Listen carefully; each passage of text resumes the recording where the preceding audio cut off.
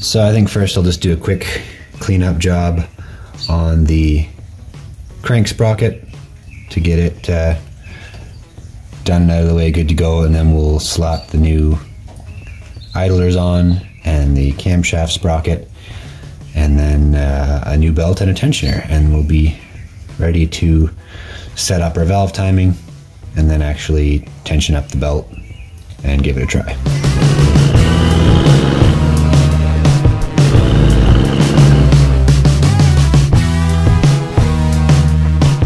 Alright, so cam sprocket here. I've just cleaned out the taper as best I can. There's some marks. There's the keyway mark there, and there's some other marks in it. I'm not sure what from or why. And just made sure there was no oil on the back here, which there was from the other seal leaking. So it's ready to go on. I'm not sure about the status of the taper now with everything that's happened since I cleaned it earlier. Let's just do that. Dusty.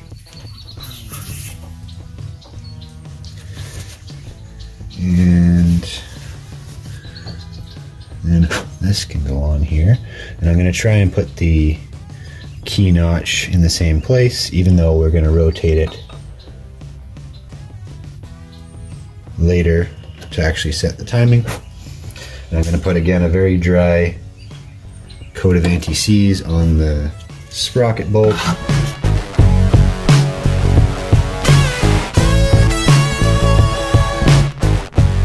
This to stay free, as snug as we can be without it grabbing.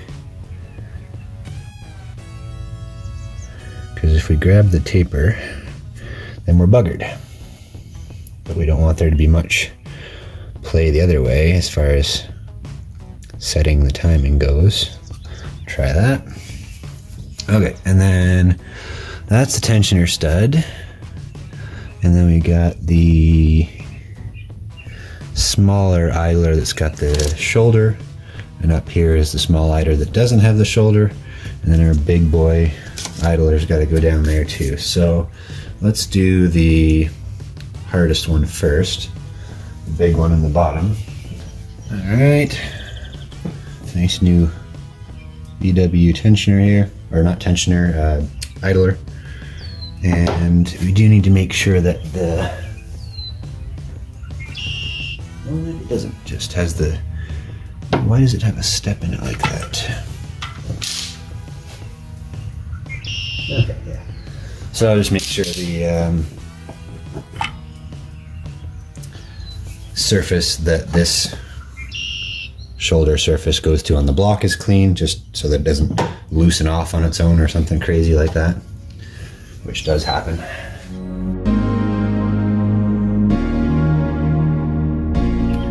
Alright, the bolt for that one we have to reuse. Does not come with a new one. That's not a problem. It's in pretty good shape still. Still has the silver coating on it from new. Now it might have been replaced when the last timing belt was done, but we'll just put some anti-seize on it, as well as a little tiny bit on that face that goes against the block.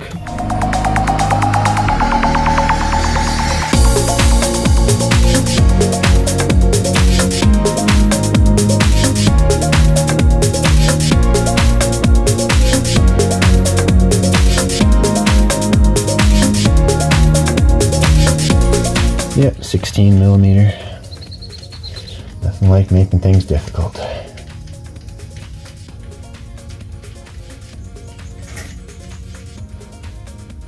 Okay. I'm going to cover this valve train back up for now. So of course, as per normal for these things, that bolt that I just put back in there for the idler is supposed to be a always replace, as in it's a stretch bolt. And when it's new, it's supposed to be 30 foot-pounds plus a quarter turn or 90 degrees. We've got in here from past ones 40 to 45 foot-pounds, and the last one for the other Jetta was 60. So I think I'll go with 50.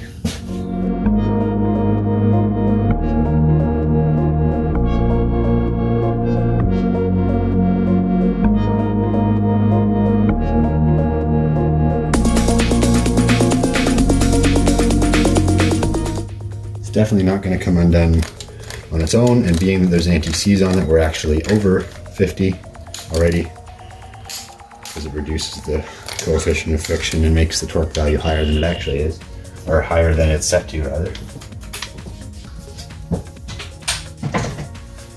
Alright, so then, mini-me here. So we're gonna need right in between where you would be able to see, but I guess we're just gonna assume that the surface is good because I can't get to it anyways. And so that's the one that has the shoulder on it, and it's a nut and a washer. Nut and washer here. Nice new smooth quiet bearing. Alright, and so let's put a little bit of anti-seize on the stud. And then that can go on to its stud, like so. Washer without dropping it would be awesome.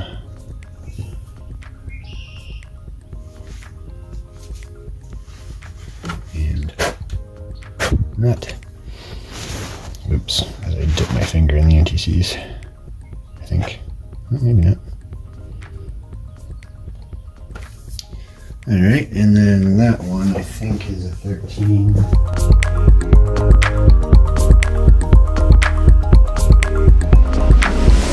16 foot-pounds.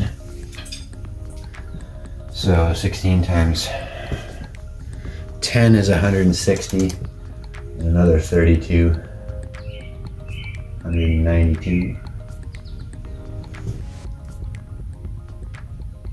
16 foot-pounds, 16 times 10 is 160, and another 2 16s to get us to 12. Yeah, it should be 192 inch-pounds.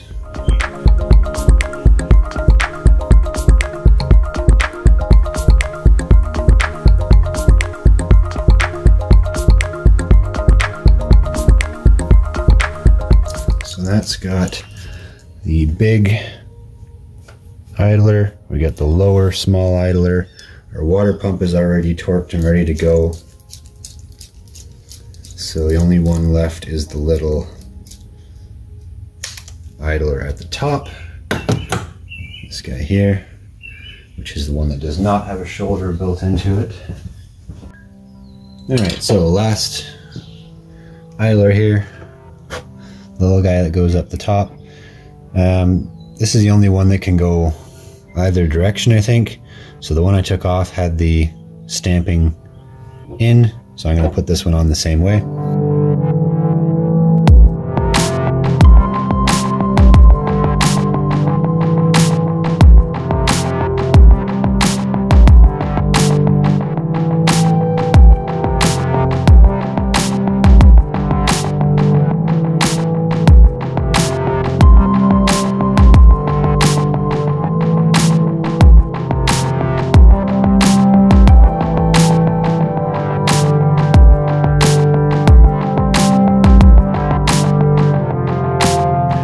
So let's finish up this last idler here that I got anti-seize on somehow.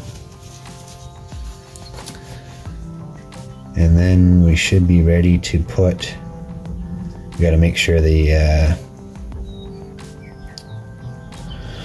crankshaft is in exactly the right place. We'll try and put the injection pump sprocket in the middle of its slots here. And then we'll put the feeler gauges in the block on the camshaft and get it in the right place. Our cam sprocket here is basically as snug as we can get without it binding to the taper, which is what we want. What's the torque on that last idler?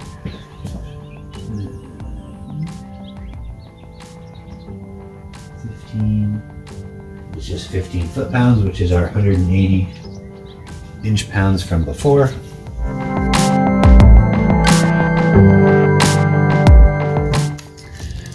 will be torquing the tensioner eventually here once we get the belt on and get everything lined up where we want it. So let's set this aside for now. I think the tensioner nut is a 13 as well, so we'll just keep that here. Okay, and I gotta pull one of these out to make sure that we're using the right kind of bolt. That's the other thing I forgot about.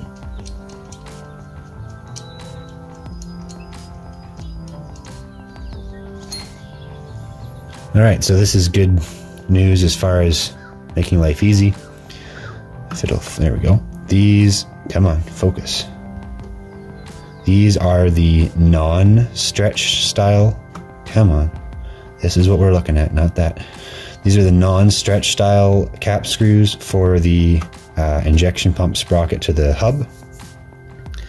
So if you have this bolt with a little bit of a narrower section, come on, a little bit of a narrower section in the first part, and I think they have a little point on the end, then those ones are stretch bolts, and you're supposed to replace them every time. Otherwise, if you're going to reuse them, you have to figure out how to modify the torque, or replace them with ones like these that are non-stretch. So that's good to see. So I don't have to worry about any of that.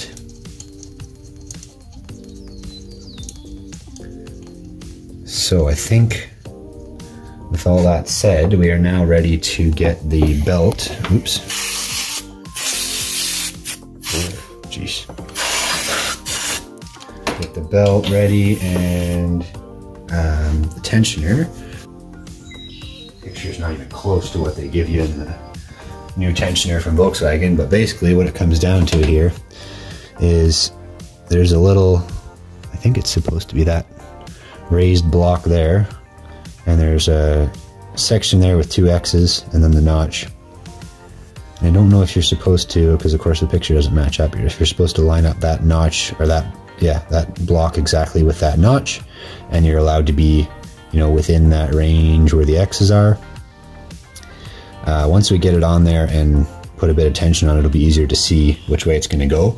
I believe if we look at the page again here, yes. So once the tensioner is installed like that, and that little finger has to go into, there's a plastic tab down there. I don't know if I'll be able to show you, we'll see here. But once it's in the right place like that, you rotate the center hub clockwise from the front of the engine. That tensions, it brings the offset lobe, and it's going to be over here, I think. It's going to be bringing it around like that as you tension it, and then you're trying to line up the notch and the little checkered section there. Let's see if we can show the plastic notch here that has to go into. I don't know if we can, yeah, so that little plastic square there, or square in the plastic cover, that's where that little tab on the back of the tensioner goes. That's what actually stops it from rotating while you're trying to tension it up. And then of course the nut, what actually, how do we know, is what actually holds the tension that you've applied to the belt. So it's not that plastic tab doing the work ultimately.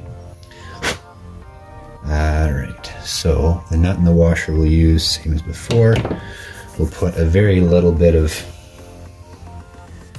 actually I think we'll wait on that. We'll put a bit of anti-seize on the stud for the tensioner, but we'll wait until we've got the belt on and the tensioner in place so we don't get it all over the belt, because that'll be the next thing for sure. So now the fun of figuring out how to route this thing again. I think it's fairly straightforward. So I'm going to make sure my hands are clean of all oil and anti-seize. So we have, just as a final check here, we have torqued the crank bolt we torqued before, the large idler is torqued, the little idler there with the shoulders torqued, this idler up here I just did. Why does it have anti-seize all over the end of it? Oh, how is that possible when there isn't even any anti-seize on this end of it? Anti-seize literally follows you everywhere. You cannot get away from it once you start using it. Okay, that one I just torqued. This is loose for us to do the valve timing, which I guess I should set up first. Because the only way to rotate this camshaft now is like I did earlier when I was putting the block in. You put the pliers in on the cast surface. It doesn't matter. Do not touch the machine surfaces with anything, whether that be bearing or lobe. Don't touch them. Is it still loose? No, it's not. So I want to start by taking the block out. Which way does it have to go? To make sure that the surfaces are all sterile, both between the block and the head, and the block and the slot in the camshaft. So that's all good. Do this. Do this. Somebody has made a nice mangled mess of this in the past with whatever they used to do this job. Likely not the right tool for the job. So we'll put that back in there. I was questioning whether that's going to affect our surface here. So what do we got that we can use? A brush maybe?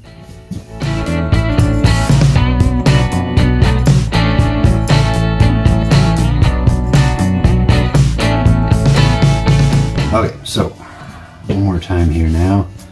Block goes in, and try and make it equal front to back and in all the way. Alright, so we'll come back to that valve timing in a minute here, but let's get the belt and tensioner on here just loose so that it's ready to go. Alright, and it shouldn't matter out of the package which way you put it. I'm going to put it so that the lettering is readable from the front of the engine, is my plan. So let's see if we can do this without getting a whole pile of goop all over the belt. It's gonna go. Oh, we haven't checked the crank position here. I better do that quick. You go clockwise, just a teeny, it's only like maybe a 1/16 of an inch off, so that's what I'm going to attempt to do here. It's a very, very small change of the crank, while I also somehow watch the mark. Oh, and we're just blowing right by it with the tiniest little movement I could do. Typical. Just typical.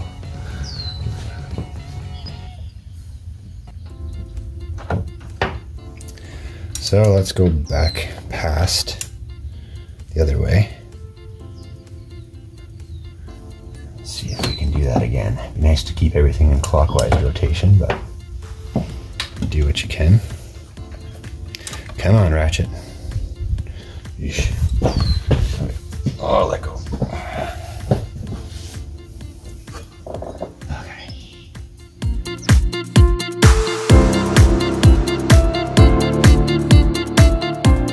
I would say that is pretty darn close.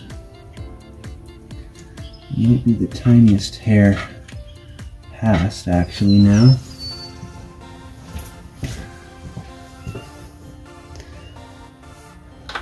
But I don't really want to muck with it again. But I guess I will.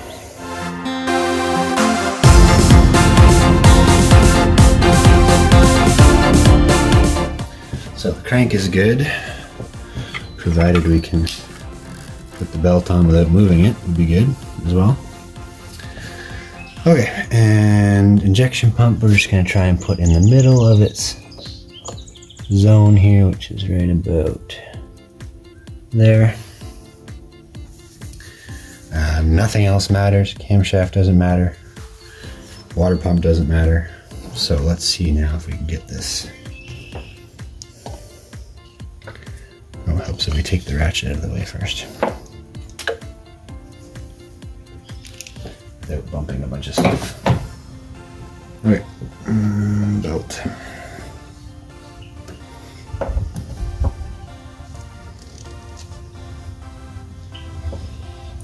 Okay. So really we need to start with the crank because it can't move.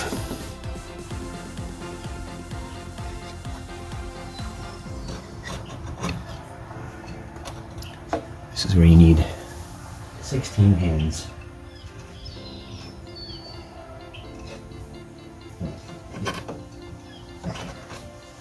Can't see. Can't see. Can't see.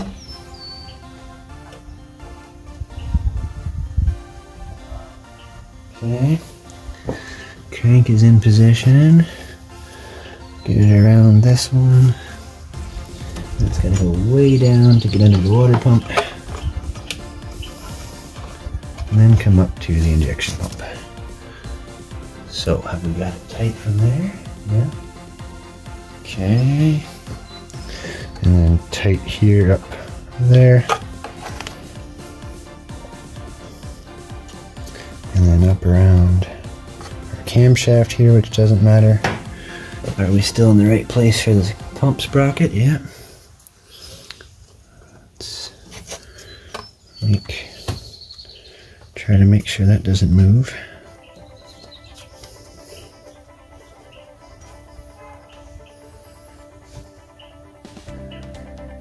I don't know, there's an awful lot of slack there, but I don't think there's a tooth worth of slack. I'm not sure.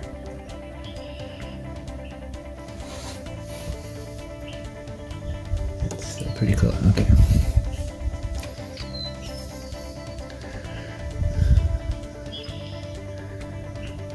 Okay, and then the fun part. Having enough belt slack to be able to get the tensioner in here, which I know is not going to be nice or easy. And the problem with this is you have to have the belt off most of the way to be able to get enough slack to get the tensioner on.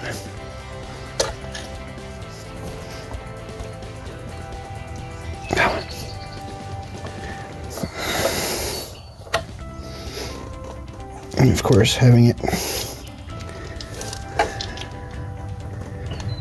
Why will that not cooperate with me? There she goes. Get.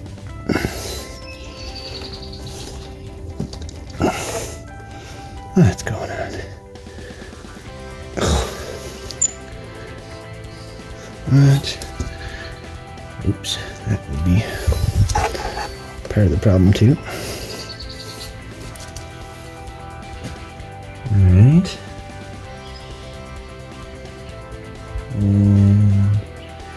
Yeah, our injection pump is probably out of tooth, which is unfortunate.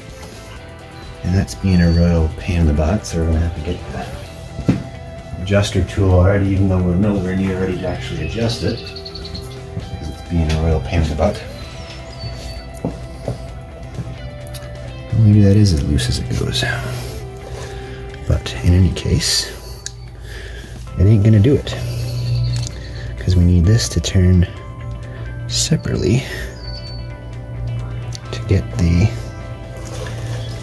finger in that square, which of course it won't do. Why that is, I don't know. It's tensioning the belt instead of doing what it's supposed to be doing. Can't even see, it's got a long way to go, I think.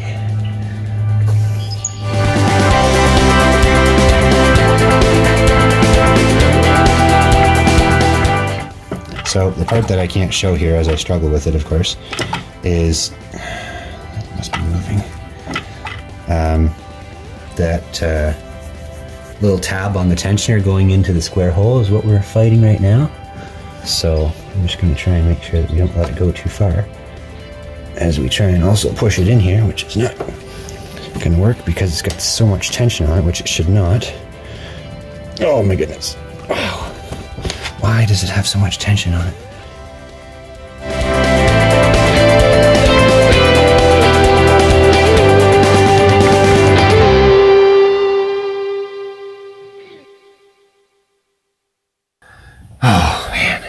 do not give you nearly enough working room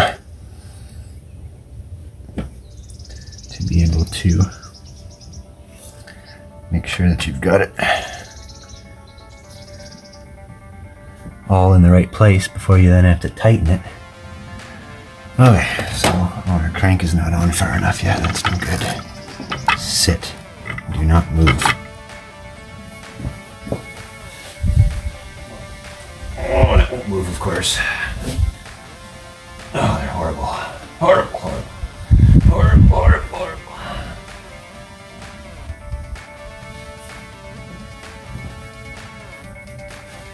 Can't tell running path wise whether the crank is in the right place or not.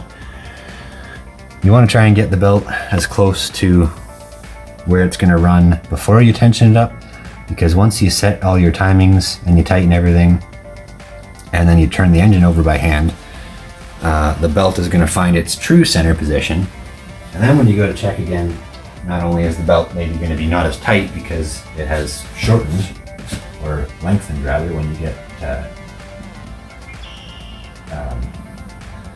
all the pulleys in the same plane. Oh my goodness, that's hard to push. So we're probably going to leave that one.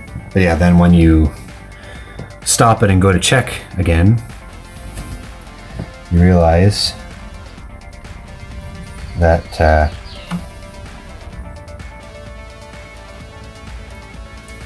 hope that's still free. I can't tell. Yeah, it's still loose, so it must be. Yeah, then you might find that your timing is off, which isn't a good time. Alright, and how do we do on the pump? Yeah, of course it's not where it should be. But I think one tooth the other way is probably going to be too much. I don't know. Pump to be in close to the middle, so I guess I'm going to have to... It's a pain. I guess I'm going to have to...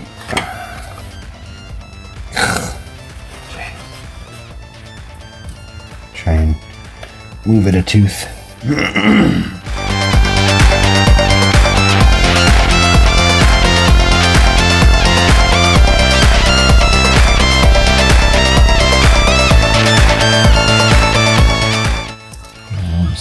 Keep everything tight now is the question, and we need to go one tooth clockwise on the sprocket. Okay, let's go.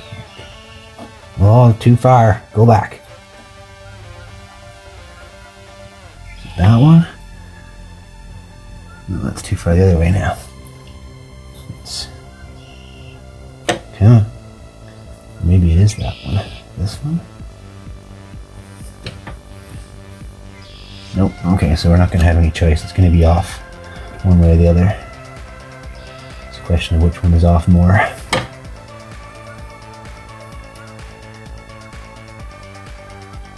I honestly can't tell. That's too bad though. I was hoping that we're going to be able to... Oh yeah, now we're not going to be able to get the belt back on. That's wonderful. But we can move this. Now that there's no tension on it, we can bring this out a lot further.